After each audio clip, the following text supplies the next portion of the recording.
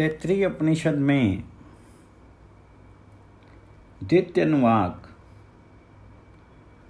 अन्न ही ब्रह्म है ऐसा जान करके और उसमें ब्रह्म के लक्षण घटाकर भृगु का पुनः वरुण के पास आना और उसके उपदेश से पुनः तप करना।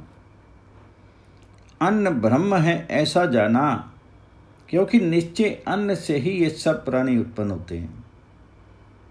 उत्पन्न होने पर अन्न से ही जीवित रहते हैं और प्रयाण करते समय अन्न में ही लीन होते हैं।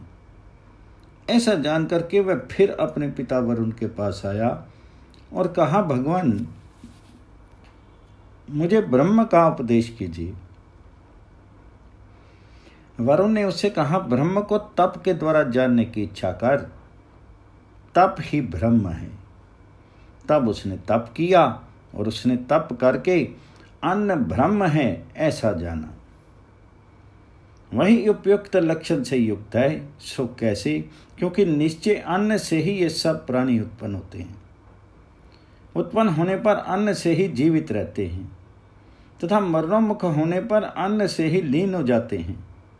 अतः तात्पर्य यह है कि अन्न का ब्रह्म रूप होना ठीक ही है। वह इस प्रकार तप करके तथा अन्न के लक्षण और युक्ति के द्वारा अन्न ही ब्रह्म है ऐसा जान करके फिर भी संशयग्रस्त होकर के पिता वरुण के पास आया और बोला, भगवान मुझे ब्रह्म का उपदेश कीजिए। परंतु इसमें उनके संशय का कारण क्या था सो बतलाया जाता है। अन्न की उत्पत्ति देखने से उसे ऐसा संदेह हुआ, यहाँ तप का जो बारंबार उपदेश किया गया है वह उसका प्रधान साधनत्व प्रदर्शित करने के लिए है। अर्थात जब तक ब्रह्म का लक्षण नितिशय ना हो जाए और जब तक तेरी जिज्ञासा शांत ना हो तब तक तप ही तेरे लिए साधन है।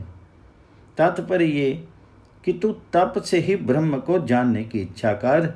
शेष अर्थ सरल है। इति भृगुवल्याम द्वितीय अनुवाक।